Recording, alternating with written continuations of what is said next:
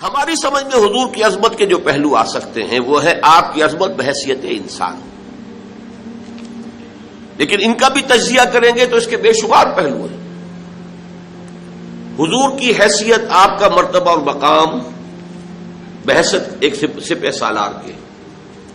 اب یہ بڑے بڑے جرنیلوں سے پوچھئے کہ آپ نے جو جنگی حکمت عملی اختیار فرمائی اس میں جس مہارت کا ثبوت دیا ہے، حالانکہ ساری عمر کبھی آپ نے کسی جنگ میں حصہ نہیں لیا، بدر سے پہلے یا اس سے پہلے کی چند مہمات میں شرکت کی ہے، باضابطہ جنگ کی نوبت نہیں آئی، لیکن یہ کہ دنیا دنگ ہے کہ جنگ کی مہارت اور اس کی حکمت عملی کو مرتب اور معین کرنے میں کس قدر آپ نے صلاحیت کا اور کس قدر قابلیت کا ثبوت دیا ہے۔ پھر کسی سے صلح کرنی ہے، صلح کی نیگوشیشن، اس میں آپ نے کس مہارت کا اور کس واقفیت کا اور کس اہلیت کا مظاہرہ فرمایا۔ صلح حدیبیہ ہو یا میثاق مدینہ ہو یا اس سے بھی پہلے یثرب کے مختلف طبقات کو آپس میں جمع کرنے کے لیے جو معاہدہ ہوا ہے، ان کا مطالعہ کیجئے، عقلیں دنگ رہ جاتی۔ ایک قاضی القضات کی حیثیت سے آپ کا مقام کیا تھا؟ آج بھی اس دنیا میں قضاء جوڈیشری کے سلسلے میں جس قدر اصول اختیار کیے گئے ہیں وہ سب کے سب محمد رسول اللہ کے عطا کردہ ہیں صلی اللہ علیہ وسلم۔ کسی بھی مقدمے میں ایک فریق کی بات سن کر فیصلہ نہ کرو جب تک کہ فریق ثانی کو بھی سن لو، یہ اصول آپ کا بیان کرتا ہے۔ شک کا فائدہ ملزم کو دیا جائے، ملزم جسے کہنا چاہیے اصلا، جس پر الزام لگایا گیا ہے، شک کا فائدہ اسے دیا جائے گا، جو الزام لگانے والا ہے اسے نہیں۔ یہ فیصلہ محمد رسول اللہ کا ہے۔ یہ اصول آپ نے انیشیٹ کیا ہے کہ 100 مجرم چھوٹ جائیں کوئی حرج نہیں، کسی بے گناہ کو سزا نہیں ہونی چاہیے، یہ اصول آپ کا دیا ہوا ہے۔ ہماری موجودہ جوڈیشری پوری عالمی سطح پر انہی اصولوں پر قائم ہے۔ یہ دوسری بات ہے کہ ہمارے ہاں کرپشن نے بیڑا غرق کر دیا، اصول غلط نہیں ہے، جوڈیشری کے اصول تو محمد رسول اللہ کے عطا کرنا ہے۔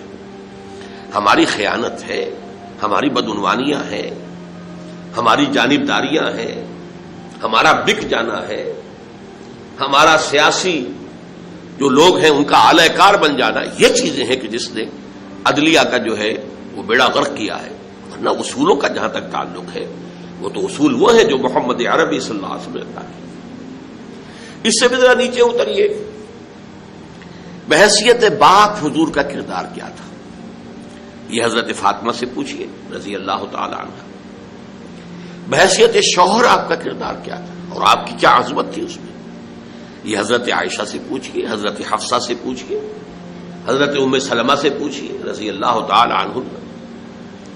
پھر یہ کہ ایک داماد ہونے کی اعتبار سے آپ کا کیا کردار تھا؟ حضرت عمر سے پوچھئے، حضرت ابو بکر سے پوچھئے۔ گویا کہ جتنے انسانی علائق ہو سکتے ہیں ان کے اعتبار سے بھی آپ کی شخصیت کی عظمت، آپ کے کردار کی بلندی، یہ وہ چیزیں ہیں کہ جو ہماری سمجھ میں آ سکتی ہیں۔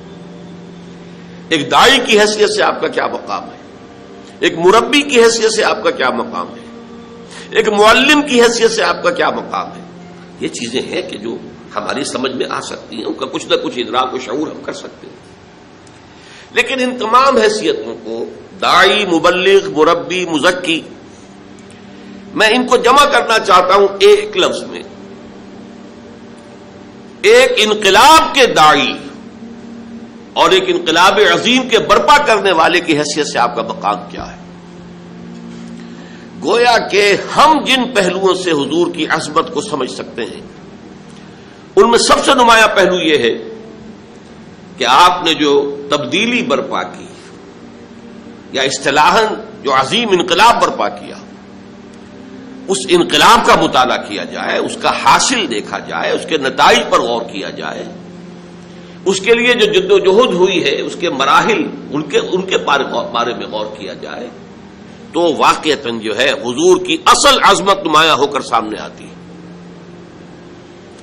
چنانچہ یہ ہے وہ عظمت آپ کی جس کا کہ اقرار اور جس کی گواہی پوری دنیا نے دی۔